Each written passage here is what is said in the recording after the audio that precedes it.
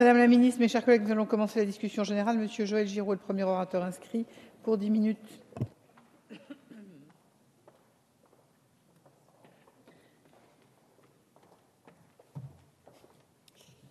Madame la présidente, madame la ministre, monsieur le président de la commission des lois, monsieur le rapporteur, chers collègues. Nous sommes aujourd'hui réunis pour l'examen de la proposition de loi visant à assouplir le mécanisme dit du droit d'option départemental que notre collègue Jacques Krabal a déposé au nom du groupe de RDP.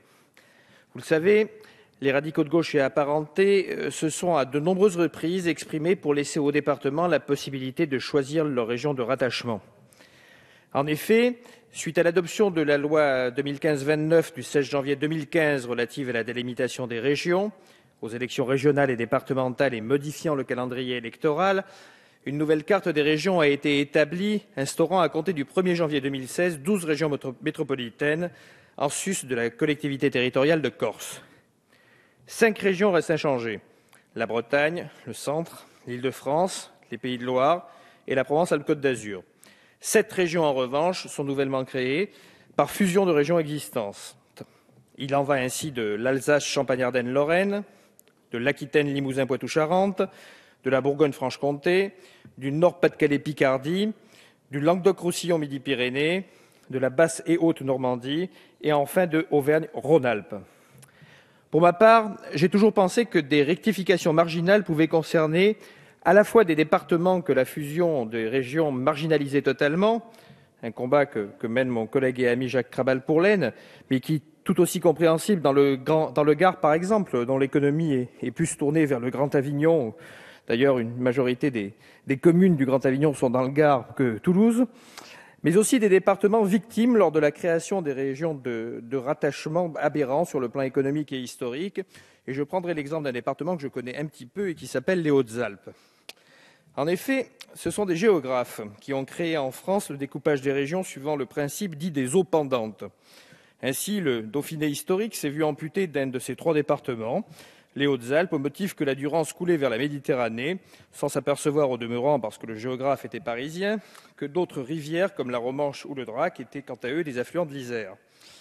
La Drôme et l'Isère se sont donc retrouvés en Rhône-Alpes, les Hautes-Alpes en PACA, le plus élégant acronyme de toutes les régions, découvrant au passage une culture bien atypique pour les Alpins, un accent et un langage qui relevaient de la nécessité de la traduction simultanée. Mon cher collègue des Bouches-du-Rhône me le pardonnera. La justice, d'ailleurs, ne s'y est pas trompée, comme beaucoup d'autres services, en conservant notre rattachement à la Cour d'appel de Grenoble. Nous nous trouvons donc dans un département qui dépend, suivant l'administration, d'une région ou d'une autre, ce qui est assez étonnant.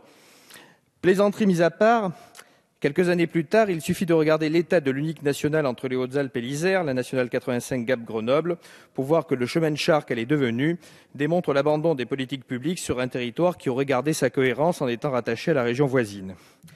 Nous pensions donc naïvement qu'au-delà des modifications de la loi du 16 janvier 2015, les erreurs géographiques, climatiques, économiques et sociales du découpage initial des régions auraient pu être corrigées, et elles le pourraient, en assouplissant ce droit d'option. Or, s'il est vrai que le mécanisme que nous proposons aujourd'hui ne trouve à s'appliquer à cette spécificité locale que je viens de décrire, il vise justement à éviter de fixer des choses en permettant aux départements de choisir leur région de rattachement. Si d'aucuns opposent à notre proposition de loi qu'elle intervient moins de 2 mois après l'adoption de la loi de la réforme des régions, j'objecterai qu'il apparaît nécessaire de légiférer dès maintenant afin de ne pas créer des situations permanentes et des droits acquis pour les différents échelons. Comme l'a dit notre excellent rapporteur, ne vaut-il mieux pas éviter les erreurs avant que l'encre ne soit totalement sèche? Ainsi, l'objet de notre proposition de loi est d'assouplir le mécanisme dit du droit d'option départemental en permettant à un département de quitter sa région d'origine pour rejoindre une région contiguë, ceci en modifiant l'article 3 de la loi du 16 janvier 2015 relative à la délimitation des régions, aux élections régionales et départementales et modifiant le calendrier électoral. L'assouplissement, on l'a dit tout à l'heure, vise à substituer à la condition des 3/5 des suffrages exprimés un mécanisme de majorité absolue des suffrages suffisants pour permettre à un département de changer de région. Mais cet adoucissement est limité, la majorité devant être recueillie dans les 3 assemblées délibérantes, soit le département concerné, mais aussi les régions de départ et d'accueil. Nous sommes attachés à ce que la région de départ, qui est la collectivité la plus impactée par ce changement de région du département, conserve le droit de donner son avis, mais dans le cadre, pardonnez-moi l'expression, d'un divorce par consentement mutuel. De même, nous nous limitons au simple changement de région des départements, mais nous ne souhaitons pas étendre tout le dispositif aux communes fusionnées, départements ou régions. Enfin, nous souhaitons que cette possibilité soit ouverte une fois, mais qu'elle ne soit pas nécessairement contenue dans un délai. Nous ne souhaitons pas ici permettre un va-et-vient continu d'un département, d'une région à une autre, afin de permettre une stabilité des collectivités territoriales. Pour autant, nous pensons que ce droit d'option doit pouvoir intervenir après le 1er mars 2019. En effet, si nous considérons qu'un département doit pouvoir choisir librement sa région de rattachement, loin de nous l'idée de permettre à un département de changer sans cesse de région au gré des fluctuations politiques. La stabilité administrative et territoriale est un élément nécessaire de l'organisation de la République et nous y tenons. Toutefois, nier des volontés locales n'est pas acceptable. Ainsi, vous l'aurez compris, nous ne souhaitons pas remettre en cause tout l'équilibre de la loi de délimitation des régions, mais nous souhaitons simplement permettre un choix facilité pour les départements quant à leur région de rattachement. Nous avons entendu la volonté du gouvernement, par l'instauration de grandes régions, de s'adapter aux réalités à la fois géographiques et à l'Europe des régions, ainsi que de limiter les dépenses publiques des collectivités territoriales. Mais le découpage suggéré par le gouvernement se superpose au découpage territorial en prenant en compte les périmètres administratifs des régions existantes. Un autre découpage, nous paraissant plus satisfaisant, aurait pu être retenu par la prise en compte des identités locales et de l'unité géographique des territoires concernés.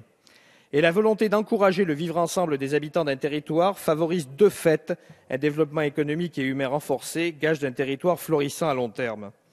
Il apparaît également nécessaire de prendre en compte la volonté des habitants d'un territoire et de leurs représentants. Le rattachement à une région est un élément important de l'organisation politique et administrative, et le sentiment de rattachement des habitants d'un département à une région l'est tout autant.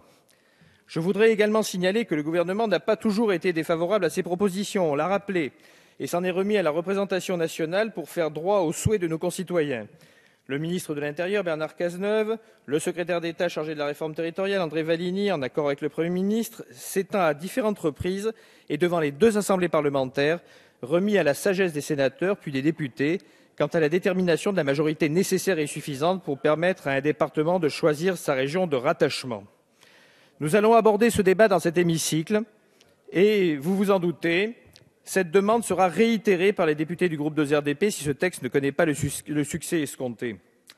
Ainsi, pour toutes ces raisons, et sans surprise, les députés du groupe 2RDP voteront en faveur de la proposition de loi que nous vous présentons aujourd'hui, mais au-delà, qui vous demande de comprendre des territoires entiers, départements souvent en marge du royaume, qui veulent à la fois être dans la nation française, mais aussi dans la région qui correspond à leur histoire et à leur économie. C'est donc à un droit de choisir que nous vous invitons, en espérant qu'ils connaissent un sort meilleur que le droit de choisir que nous prônions hier soir dans l'hémicycle. Merci, monsieur.